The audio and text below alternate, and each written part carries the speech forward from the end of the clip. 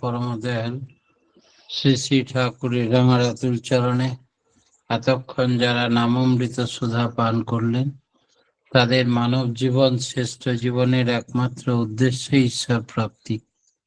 তা যেন এই জীবনেই সফল হয়, এই কাতর প্রার্থনা দয়ালের রাঙারাতুল চরণ। মানুষের অভাব যায় কখন?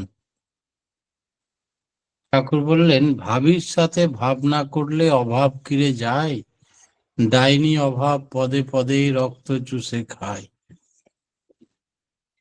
আবার বলছেন, অভাবে পরিশ্রান্ত মনই ধর্ম বা ব্রহ্ম জিজ্ঞাসা করে, নতবা করে না। তাই অভাব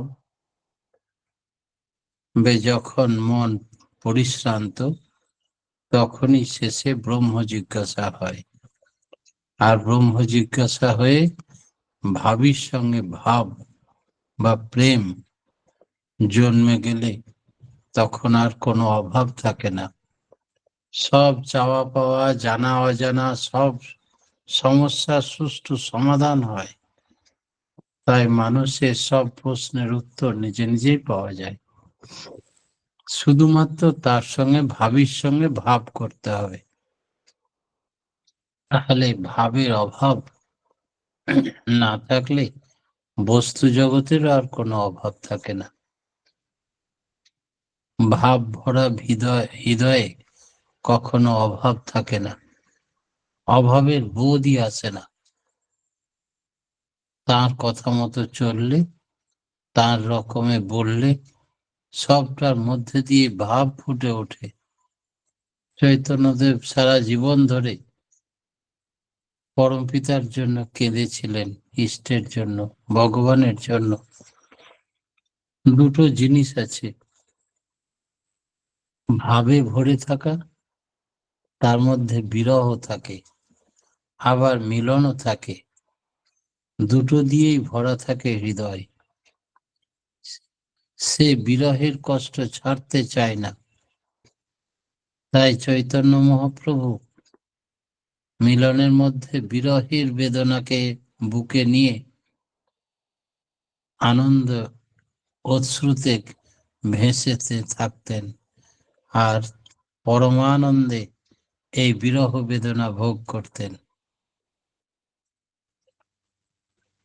যে কষ্ট কেউ ছাড়তে চায় না, তাহলে তাকেই ছেড়ে যাবে।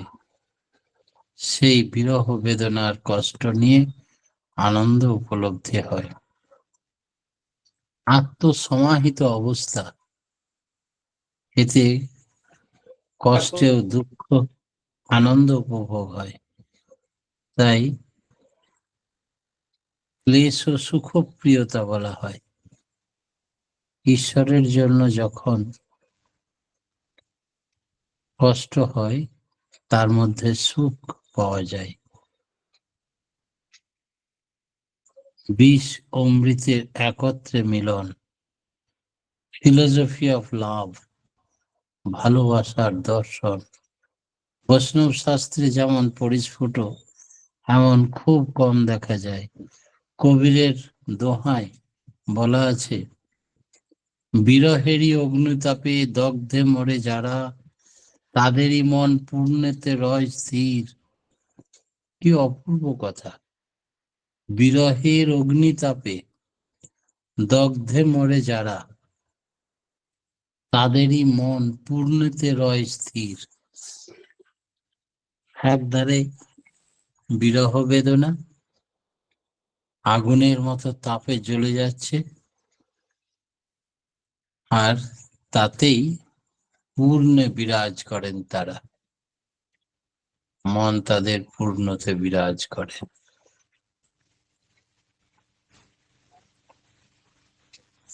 আর ঈশ্বরের সঙ্গে এই ভালোবাসায় মন পুড়ে গেলেও, প্রাণ পুড়ে গেলেও শরীর পুড়ে না, পাপ তাপ পুড়ে, আর আনন্দে বিহল হয়ে থাকে নেশাগ্রস্তের মতো। তাই এক অনাবিল আনন্দ।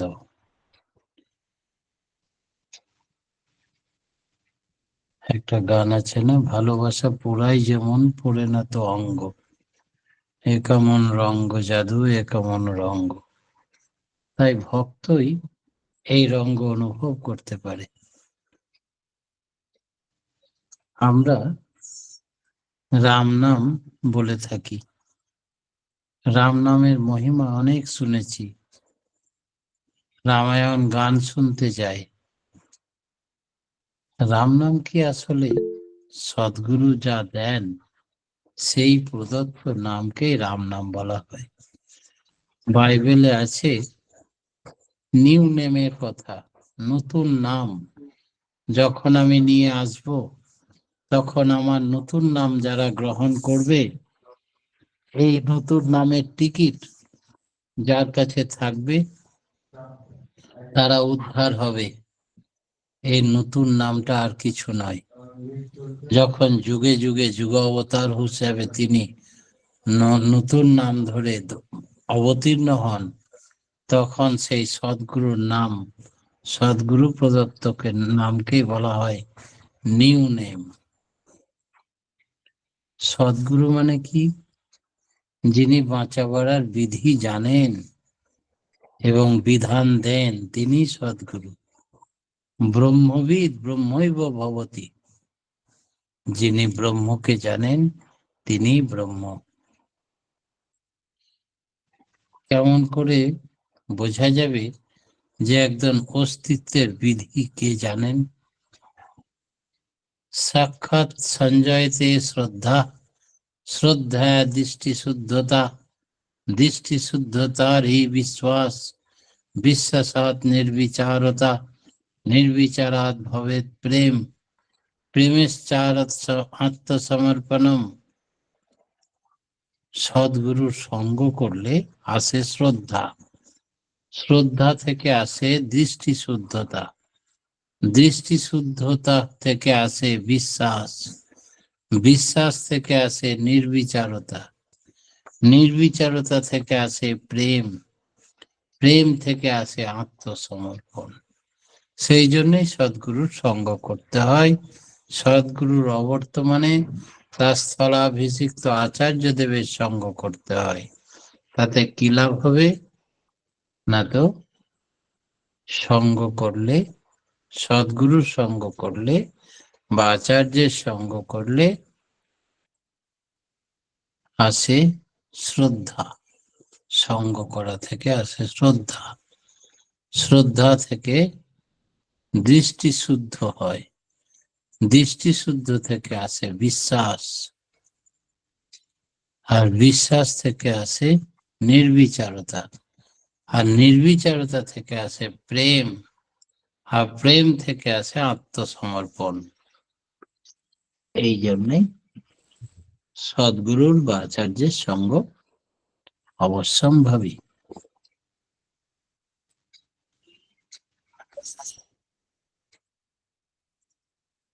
দীক্ষা না নিলে যদি আমরা সঙ্গ করি আচার্যের বা গুরুর, তা হবে না। ঠাকুর বললেন না, এক্সটার্নাল বাহ্যিক আর ইন্টারনাল অভ্যন্তরীণ, এই দুই রকম সঙ্গ দরকার। এক্সটার্নাল সঙ্গ দিয়ে ইন্টারনাল মেলামেশা হয় না। দীক্ষা মানে হচ্ছে ইন্টারনাল, টু গো ইনটু, ভিতরে প্রবেশ করো। দীক্ষা নেওয়ার থেকে দক্ষতা অর্জন হয় তবেই যখন টু গো ইনটু, অন্তরে প্রবেশ করো, অন্তর্নিহিত মিনিং বুঝতে পারো। তুমি বীজ মন্ত্রই গ্রহণ করলে না, বীজ মন্ত্র জপলে তার কি অনুভূতি বুঝবে কি করে? উপরের সঙ্গ করলে তাকে এক্সটার্নাল বাহ্যিক সঙ্গ বলা হয়, তার সম্বন্ধে একটা বাহ্যিক ধারণা হতে পারে, এর বেশি লাভ কিছু হয় না। মন আছে যার, তার মন ডেভেলপড হয়, বিকশিত হয়, তাকে বলে বোধ যুক্ত মানুষ। আর সেই হচ্ছে প্রকৃত মানুষ। কাম আর প্রেমের মধ্যে পার্থক্য কোথায়? কাম চাই প্রিয়কে দিয়ে আত্মস্বার্থ সিদ্ধি লাভ করতে, আর প্রেম চায় প্রিয়ের জন্য আত্ম উৎসর্গ করতে। প্রিয়ই তার স্বার্থ হয়ে ওঠে। কামের ভেতর আছে লোভ, বিক্ষোভ, আর প্রেমে আছে প্রসাদ, তৃপণা। হীনমন্যতা থাকলে স্বার্থ বুদ্ধি হয়, কাম আত্মমুখী হয়, প্রেম প্রিয়মুখী করে। প্রেম নির্মল ভাস্কর, এই দুটির মধ্যে আকাশ পাতাল পার্থক্য। চাউনি, চলন, চরিত্র সবই আলাদা হয়ে যায় যদি কেউ পরম পুরুষের প্রেমে পড়ে। আর যদি সে কামুক পুরুষ হয়, তবুও তার চোখ, মুখ, চেহারা চাউনি বলে দেয়। তাই কাম চাই প্রিয়কে দিয়ে নিজের আত্মস্বার্থ সিদ্ধি করতে, আর প্রেম চায় প্রিয়ের জন্য আত্ম উৎসর্গ করতে। প্রিয়ই তার স্বার্থ হয়ে ওঠে। কামের ভিতরে লোভ, বিক্ষোভ, আর প্রেমে আছে প্রাসাদ। হীনমন্যতা থাকলে স্বার্থ বুদ্ধি হয়, কাম আত্মমুখী করে, প্রেম প্রিয়মুখী করে। প্রেম নির্মল ভাস্কর। সেই জন্যে প্রেমে আর কামে কত ডিফারেন্স। সন্ন্যাসের প্রয়োজন আছে কিনা? চৈতন্যদেব বলেছিলেন এক জায়গায়, চৈতন্য চরিতামৃতে, সন্ন্যাস লইনু যবে ছন্ন হইল মন, কি কাজ সন্ন্যাসে মোর প্রেম প্রয়োজন। সন্ন্যাস নেওয়া লাগে না, সন্ন্যাস আপনি আসে। শাস্ত্র কথা সুরতের সম্বেগকে কেন্দ্রায়িত বিনায়িত করে তোলা, এই হচ্ছে সন্ন্যাস নেওয়ার উদ্দেশ্য। এর ভেতর দিয়ে আমরা পাই এবং হই। ভাবটাকে পেতে হলে যেতে হবে সেইভাবে। চতুরাশ্রমের মধ্য দিয়ে স্বাভাবিক সন্ন্যাস বুঝি, আর বুঝি নৈষ্ঠিক ব্রহ্মচারীর জীবন।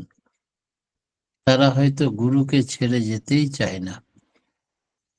আত্ম উপলব্ধি কি করে হয়?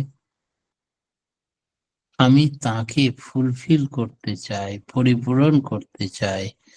তাকে পরিপূরণ করতে গিয়ে নিজেকে জেনে ফেলি আত্মবিশ্লেষণের মাধ্যমে। আত্মবীক্ষণ আসে, আত্মনিয়ন্ত্রণ আসে। তখন ধাক্কা খাই, আবার চলি। কনফ্লিক্ট, দ্বন্দ্ব আসে, প্রবৃত্তির সঙ্গে বিবেকের, চেতনার। ঠাকুর বলছেন, তার মানে এই ঠক্কর খেতে খেতে উঠা পড়ার ভেতর দিয়ে যে শিক্ষা লাভ হয়, এটাই ঠক্কর দিয়ে শেখা। এতে আত্ম উপলব্ধি হয়। আগম আর নিগম কি? আমি কেমন করে হলাম, হয়ে কেমন করে ছিলাম, আর কেমন করে বা আছি, এবং এই যে আমরা কোথা থেকে আসছি, এই সমস্ত যেমন শুদ্ধতার মধ্যে দিয়ে আমরা আসি, সেই পথ হলো আগম। আগম মানে, আর নিগম মানে যেখানে যাব, নিকাশি, যেখানে যেতে হবে, সেই অনন্তে থাকার জন্য নিগম হাতে হাতে আসে। আমরা যেখান থেকে আসছি সেখানে হচ্ছে আগম, আর যেখানে যাব, you are for the lord not for others, সেই ঈশ্বর প্রাপ্তির জন্য যে স্বর্গরাজ্যে আমাদের পৌঁছাতে হবে, সেটা হচ্ছে নিগম। জানাটা কোনো সময় হচ্ছে, আবার কখনো জাত জেনেও সব জ্ঞান শেষ হয়ে যাচ্ছে। মধ্যেই হোক আর শেষেই হোক আর আগেই হোক, সেটা হয়, সেটা আমাদের জানতে হবে। জানে কর্ম নয়। কিরকম জ্ঞান? জ্ঞানে কর্ম লয় হয়ে যায়। আমরা কর্ম করি, তার থেকে বোধ আসে। বহুদর্শিক কথার সঙ্গতি আছে। বহু ঘুরে ঘুরে এক জায়গায় আমরা ফিরে আসি, প্রজ্ঞা আসে। তাই শিক্ষার্থী যারা তাদের বিহিত করার ভেতর দিয়ে পরিচালিত না করো, জ্ঞানে আজে বাজে করার পথ বন্ধ হয়ে যায়। ব্রহ্ম সত্য, জগৎ মিথ্যা। ঠাকুর বললেন ব্রহ্ম সত্য, জগৎ সত্য। কারণ পরিবর্তনীয় সৎ ও পরিবর্তনীয় অসৎ, পরিবর্তনীয় সতের মধ্যে অপরিবর্তনীয় যা, তাই আত্মা, যা কিনা নিয়ত গতিশীল। মায়া মানে বুঝি পরিমাপন যন্ত্র। এক একজন এক এক রকম করে ব্যাখ্যা দেয়। মা কই মানে যিনি মা তিনি পরিমাপ করেন। বাপকে বাবা কয়। মা মানে যিনি বপনকারী। কোথাও বা ভক্তি মুখ্য, কোথাও জ্ঞান মুখ্য। এর কারণ কি? সবকিছুর মূলেই হচ্ছে ভক্তি। ভক্তি থেকে বিশ্বাস তৈরি হয়, করা থেকে আসে জ্ঞান। সুকেন্দ্রিক না হলে মানুষ নিজের অস্তিত্ব ঠিক রাখতে পারে না। জীব নিজে আত্মহারা হয়ে কেন্দ্রের সাথে যুক্ত না হয়ে অস্তিত্ব বজায় রাখার আহুতি দিয়ে থাকে। সব থেকে ভালো জিনিস হচ্ছে শ্রদ্ধা আর ভক্তি। এই দুইয়ের ভিতর দিয়েই ঈশ্বর প্রাপ্তি। আমাদের যদি কেন্দ্রে ইষ্ট গুরু পুরুষোত্তম না থাকে, তার প্রতি আমরা অনুরক্ত না হই, তাহলে শূন্যের উপরে আমরা দাঁড়াতে পারবো না। ব্যক্তিত্ব আসে না, ব্যক্ত আদর্শ নিষ্ঠারও সৃষ্টি হয় না। ব্যক্ত থেকে অব্যক্তে যেতে হয়। অব্যক্ত ধরতে না গিয়ে ব্যক্ত না ধরতে পেরে তাকে ইষ্টকে জানলে সব জানা সফল হয় না। তাই গীতায় আছে বিশ্বরূপ দর্শনের কথা।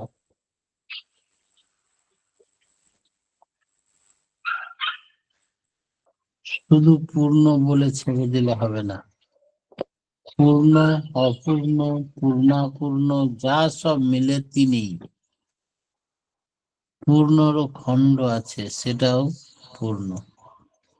একদিক দিয়ে দেখতে গেলে অপূর্ণ কিছু নেই। অসীম বাদ দিয়ে আমরা সসীমে যেতে পারি না। অসীম মানে সীমাহীন, সসীম। তাই স্মৃতিবাহী চেতনা লাভ করতে গেলে আমরা বুঝতে পারি যে আমাদের মৃত্যু মৃত্যু নয়, আমরা অমৃতের সন্তান। চৈতন্য একই সঙ্গে দেহগত আবার দেহাতীত। সব সময় সুকেন্দ্রিক থাকা ভালো, নচেত আমরা উড়ে যেতে পারি, বিশিষ্ট হয়ে যেতে পারি। পৃথিবী সূর্যের কেন্দ্রে ঘোরে, নচেত ছিটকে যেত এবং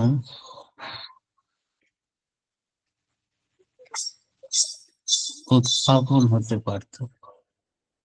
কার্যকারণ সম্পর্ক শেষ হয়ে যেতে পারত। যতদূর সম্ভব নিজের উদ্দেশ্য, আদর্শ, ইষ্ট কেন্দ্রিকতা কখনো ছাড়তে নেই। এটি জীবনের লক্ষ্য এবং সাকসেসের লক্ষ্য। বৈষ্ণবদের কথা তারা বলেন, আসিব যাইব সেবন করিব, অর্থাৎ পরম পিতার লীলা দর্শন করবে, তাকে অনুভব করবে, তারা মুক্তি চায় না।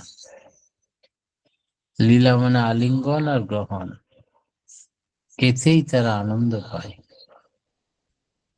তিনি লীলাময়, সব সময় লীলা করে চলেছেন, তাই তুমি না করে যাবে কোথায়? কর্মের ভিতর দিয়েই তা হয়, আর ঈশ্বর সেই কর্মে নিজেই বিরাজমান। কর্মজগতের উপরে ধর্ম বিভু ঈশ্বর, তিনি আছেন, বিধি অনুযায়ী সমস্তকে কাজ করাচ্ছেন। জগন্নাথের হাত নেই, তাকে যদি আমরা ধরি, তিনি আমাদের না ধরতে পারলেও পা ধরলেও টেনে নিয়ে যাবেন।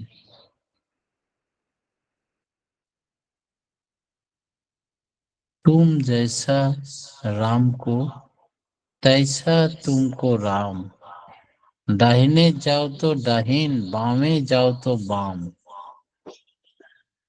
বাম নিয়ে টান পারাপারি করে সুবিধা হয় না, তাই কিছু বাদ দিতে নেই। সাধনে সবটা জানতে হয়। সাধা মানে দেখা, ভাবা, বলা, করা। তেসরা তিলে চাষ করতে হয়, থার্ড আই বা তৃতীয় নেত্রে, তার মতো আর লাভ নাই। পরম প্রেমময় শ্রী শ্রী ঠাকুরের রাঙারাতুল চরণে প্রতিপ্রত্যেকে সার্বিক মঙ্গল প্রার্থনা জানি আজকের মতো আমার ক্ষুদ্র বক্তব্য এখানেই শেষ করলাম। জয় গুরু। জয় গুরু দাদা। আমরা আজকে খুব সুন্দর আলোচনা শুনলাম। ভাবের সাথে ভাব করলে অভাব দূর হয়। তার বিধিবিধানগুলো মেনে চলাই আমাদের ধর্ম। ঈশ্বরের জন্য কষ্টের মধ্যে দিয়ে ক্লেশ সুখপ্রিয়তা আসে। সদ্গুরু বাঁচা বাড়ার বিধি দেন। তিনি ব্রহ্মবিদ, যিনি ব্রহ্মকে জানেন। সদ্গুরু সঙ্গ করতে হয় এবং তারপরে আচার্য সঙ্গ করতে হয়। তার কাছে পূর্ণ আত্মসমর্পণ করতে হয়। দীক্ষা না নিয়ে আত্মসমর্পণ করলে হবে না। বাহ্যিক আত্মসমর্পণ নয়। বোধযুক্ত মানুষই প্রকৃত মানুষ। প্রেম প্রিয়মুখী হয়। কালের মধ্য দিয়ে আছে লোভ এবং বিক্ষোভ। ঠাকুর আমাদের ঠক্কর দিয়ে শেখান, এতে আত্ম উপলব্ধি হয়। আগম মানে যেখান দিয়ে আসি, আর নিগম মানে যেখানে যাব। ব্রহ্ম সত্য, জগৎ সত্য। মা আমাদের পরিমাপ করে দেন, সুকেন্দ্রিক না হলে জীবন নষ্ট হয়ে যায়। আদর্শ কেন্দ্রিকতা ছাড়তে নেই, আর কর্মের মধ্য দিয়েই ধর্মকে পালন করতে হবে। খুব সুন্দর আমরা আলোচনা শুনলাম, প্রত্যেকেই সমৃদ্ধ হলাম। পরমপিতা রাঙারাতুল চরণে সার্বিক মঙ্গল প্রার্থনা করি আপনাদের। আপনারা খুব ভালো থাকুন, সুস্থ থাকুন, পরিবার পারিপার্শ্বিক সবাইকে নিয়ে সুখে শান্তিতে আনন্দে ভরপুর হয়ে থাকুন। এই কাতর প্রার্থনা দয়ালের রাঙারাতুল চরণে আমরা সবাই করি। জয় গুরু দাদা।